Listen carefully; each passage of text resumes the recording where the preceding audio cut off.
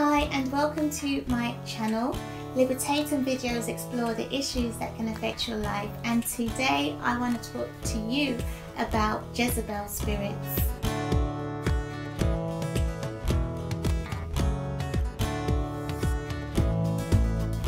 In a previous video I talked about how rejection can affect our behaviour and cause us to have spiritual issues, and one of the spirits I actually named within that video was the Jezebel spirit.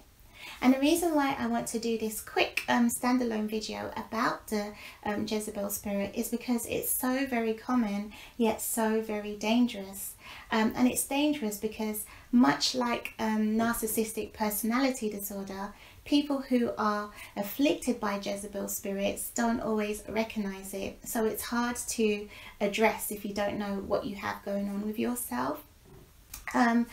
I want to talk a little bit about the origins of the name, because there is so many lovely people out there called Jezebel, and although the Bible does mention a lot about evil spirits and territorial spirits and just Satan himself, it doesn't actually name a spirit called Jezebel. What it does do in the book of Kings is it talks about the story of a lady called Jezebel, and the way that she used seduction, domination, control, intimidation and manipulation to get her own way, destroying many lives in the process. And the reason why that name was given to, I guess, a group of spirits that come under Jezebel spirits is because similar behavior traits are there. So I just want to name them again. So you've got domination, manipulation, control, intimidation, sexual immorality and seduction. If I've forgotten any, I'll put them back up on the screen, but those are the core, I guess, characteristics of a Jezebel spirit. The Jezebel spirit or Jezebel spirits, they don't just affect women. Men can be affected too, and they are. And they don't just affect a particular people group or culture. Anyone can be affected, and it can come into people's lives through a number of different ways. It could be a generational issue, just something that has been passed along, a spiritual line, or it could be after emotional trauma or an extremely fearful event or rejection. Just anything that could have caused us to develop ungodly behavior traits and bad coping strategies that open the door to the Jezebel spirits and other evil influences. In my opinion, fear is the main driving force that can keep the Jezebel spirit active in a person's life. In a way, it kind of keeps that door open. And that could be a fear of rejection, a fear of not being in control, and a fear of losing those things, which makes a person feel affirmed and secure. So in order to protect that, they're willing to do whatever it takes. And that could involve intimidation, manipulation, control, dominating others, destroying people in the process, but feeling very justified in doing so. And that is why the Jezebel spirit is very dangerous. And I want to explain a little bit more about that. It's dangerous, and the reason why people can feel justified is because it partners with a victim spirit and a victim mentality. And that is another way that it can come in. In the beginning I mentioned a way that it can come into a person's life is through, emotional trauma or rejection or whatever it is. If a person has been a victim, through emotional trauma or whatever the traumatic event in their life was, they may have developed coping strategies to protect themselves without realizing that those coping strategies are actually destroying other people in the process. So they can feel very justified in their actions. And this is a very Jezebelic spiritual trait or behavior trait. And it hides, and it's very dangerous. And even when there isn't a victim spirit operating there, it can still be quite dangerous and hard for people who are under the influence of Jezebel spirits to recognize, because they can be so deceived.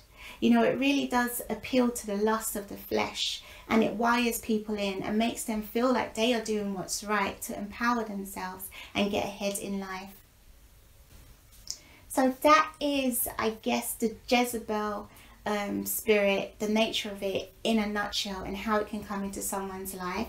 I wanted to keep this video really short and sweet and just kind of touch on it. Obviously there's so much more to it. You can go and read the story of Jezebel in the book of Kings 1 and 2, and also you can do your own research, but I just wanted to touch on it today because I mentioned it before without going very deep into it. And also, you know, if anything I've said, if you recognize it in others, please don't go finger pointing and, you know, bashing them or slandering them. Rather just go away and pray for them. And if you recognize it in yourself, then my heart really does go out to you, because personally, you know, I'm not ashamed to say that I've had to deal with Jezebelic behavior traits and spiritual issues in my own life, and it was difficult for me to see, because indeed I was a victim. In my life, it came in through, there was abuse, and there was also very false early responsibility, which made me not feel safe in situations where I was not in control, because I was so used to being in control and being in charge of everyone around me and everything, and that is where I felt safe. You know, thankfully through prayer and through understanding and just through teaching and time with God, I was able to get that sorted. But it is a very, very stubborn spirit. It tries to come back, you know, it tries to come back to where it left, and it tries to re-establish a stronghold in a person's life. And so renewing of the mind does take time, and in my case it did take time. And even so, often every now and then I still need to question certain things that I do, where I feel like I'm trying to control the situation again. I have to step back and remind myself and repent, you know, and say, Lord, I'm sorry. I don't need to stay in complete control of absolutely everything all the time, because I've given my life to you and you are in control. So if anything I have shared resonated with you and you feel you may have that in your life, I think one thing that's really important to do is to try and get somebody to pray with you. And it may involve more than one prayer session. Reason being is because even though it may have come into your life in one way, there could have been many things that were done off the back of that would have reinforced its access in your life. So your prayer time may involve like somebody sitting with you and praying with you to kind of work through things backwards at the root causes, so that you can live out your life in freedom. I can't do all of that in this video today. I usually have prayers and videos, but I will put a prayer that will get you started in the description below.